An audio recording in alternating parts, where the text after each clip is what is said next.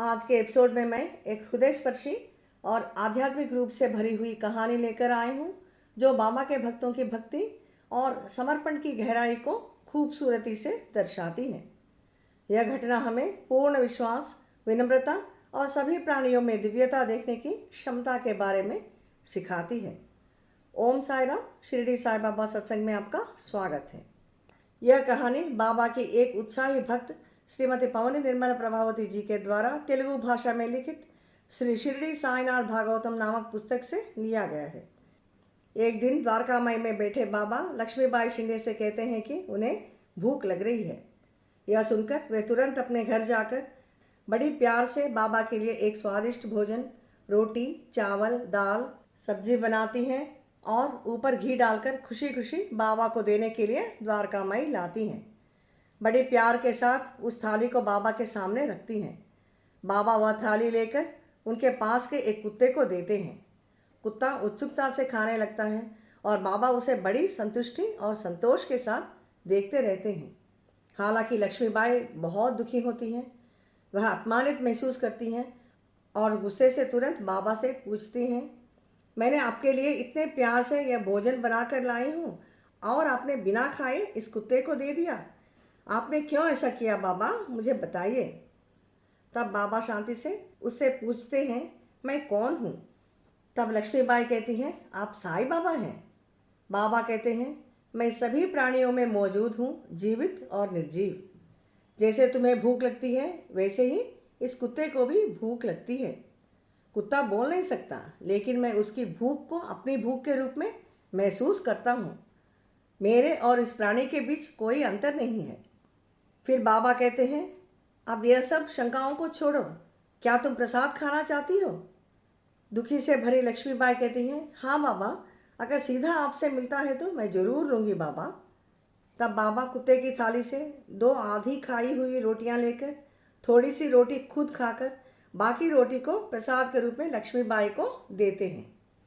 लेकिन लक्ष्मीबाई हिचकिचाती हुई पीछे हटती हैं क्योंकि उनको कुत्ते का छुआ हुआ झूठा खाना स्वीकार करना मुश्किल लगा था।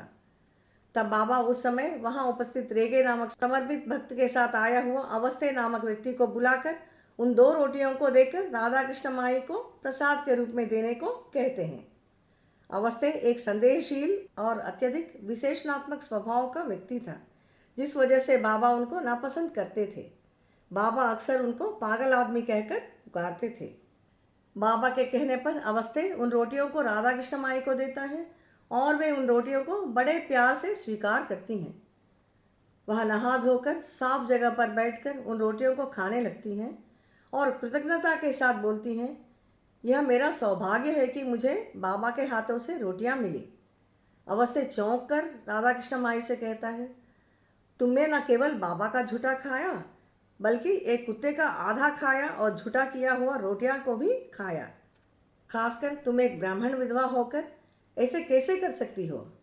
बहुत ही नीचा भाव से राधा कृष्ण माई को देखते हुए यह भी कहता है, तुरंत जाकर अपने मुंह को शुद्धि यानी अच्छी तरह से धोकर आओ, मुझे देखा नहीं जा रहा। राधा कृष्ण माई शांति से उत्तर देती हैं, अगर बाबा ने भेजा है तो मैं बिना किसी हिचकिचाहट के इसे खाऊंगी, भले ही इसे किसी बिल्ली, सूअर या किसी अन्य जीव ने भी छुआ हो। जब यह बाबा से आता है तो यह महाप्रसाद होता है। केवल सच्चे धन्य लोग ही ऐसे दिव्य प्रसाद को प्राप्त कर सकते हैं। हालांकि राधा कृष्ण माई बाबा द्वारा भेजे गए कई भक्तों के लिए भोजन तैयार करती थी, लेकिन जब बाबा व्यक्तिगत रूप से उन्हें खाने के लिए कुछ भेजते थे तो वह हमेशा सबसे सम्मानित और धन्य महसूस करती थी। वह अक्सर बाबा के साथ अपने छोटे से 4 वर्षों के लिए अपनी कृतज्ञता व्यक्त करती थी और कहती थी कि वे अनंत आशीर्वाद और कृपा से भरे हुए थे। यह सुंदर कहानी हमें समर्पण और भरोसे का सच्चा सार दिखाती है। जब हम साईं बाबा जैसे सद्गुरु पर विश्वास करते हैं तो हमें बिना किसी शर्त या संदेह के अटूट विश्वास के साथ उनकी कृपा का इंतज़ार करना चाहिए। जब परिस्थितियां समझना मुश्किल हो जाता है तब भी हमें भरोसा बनाए रखना चाहिए कि बाबा अपने दिव्य ज्ञान से हमारे जीवन को जरूर सुधारेंगे। हमारा एकमात्र कर्तव्य प्रेम, भक्ति और विश्वास के साथ पूरी तरह से समर्पित होना है। बाबा हम सभी को उस स्तर की आस्था और हर प्राणी और हर पल में उनकी उपस्थिति को देखने की शक्ति प्रदान करे। आइए अगले एपिसोड में बाबा के एक और अद्भुत लीला और आशीर्वाद के साथ मिलेंगे। ओम साई राम।